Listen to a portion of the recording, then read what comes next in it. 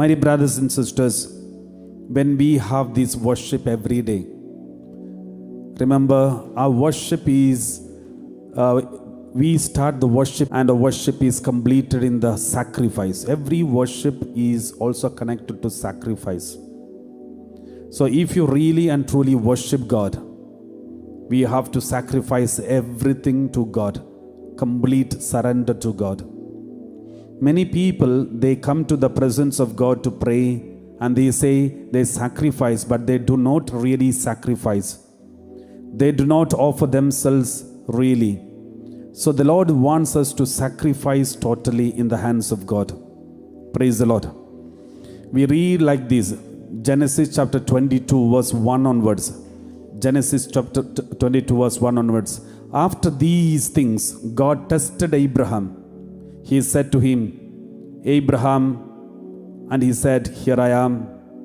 Verse 2. He said, take your son, your only son Isaac, whom you love, and go to the land of Moriah, and offer him there as a burnt offering on one of the mountains that I shall show you.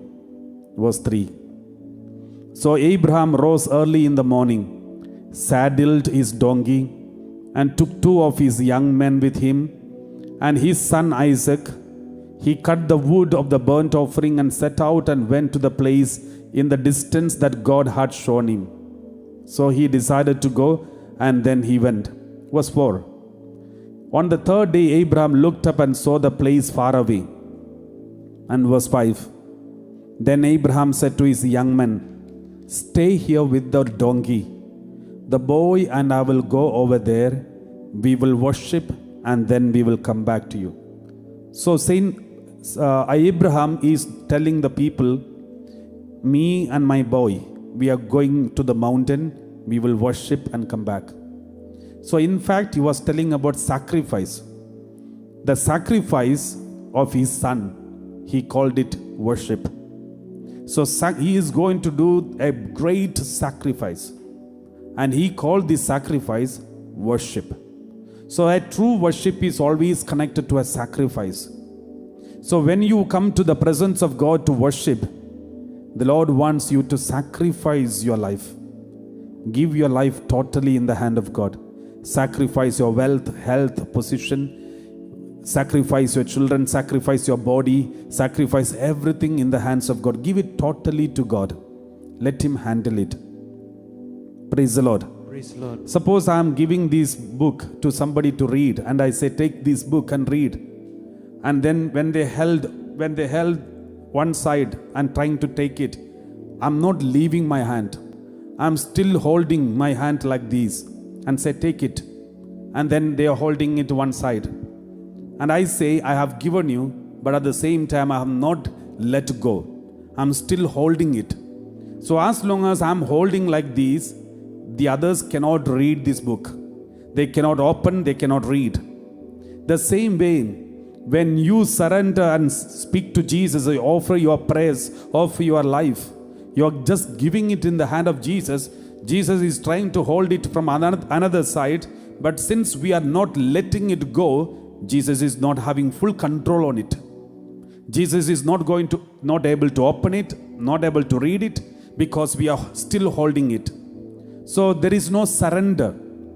Surrender means total surrender. Give it away. And now you have nothing.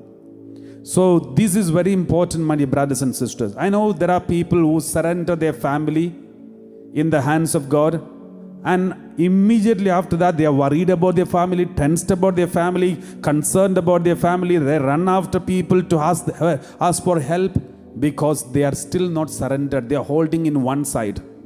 Some people, they are worried about their sickness, maybe cancer or maybe some other sickness.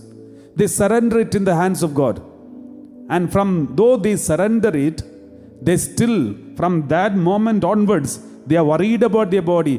Will I die? What will happen to me? How I overcome these? And all these kinds of tensions are disturbing them. What does it mean? They have not surrendered it. They have not sacrificed it. Some people, they are surrendering their financial area. They're surrendering the financial area in the hands of God. But From that moment, though they surrender, they are worried about their future, worried about what to eat, what to drink tomorrow, who will help, where shall I go, how do I get a job. All these tensions are disturbing them. What does it mean? They have not surrendered. My dear brothers and sisters, surrender means let go. You have no more control on it. You are no more worried about it. No more it is yours. That is called surrender. That is why a true worship is connected to sacrifice, surrender, total surrender. Only then a true worship happens. Most of our worship is just not fully complete. We are still holding on to it.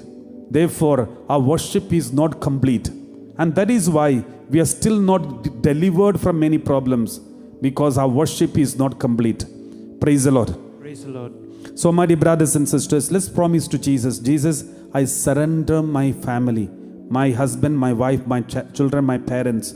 I surrender my financial area. I surrender my body, my job, my sickness. I surrender it. Now you take control. You do whatever you want. If you are going to take my life today, I'm ready. If you are going to take my family away from me, I'm ready. I'm ready to accept anything. I surrender totally in your hand. I know you will never do any harm, so I give it to you, everything of mine. So that is what we call true worship.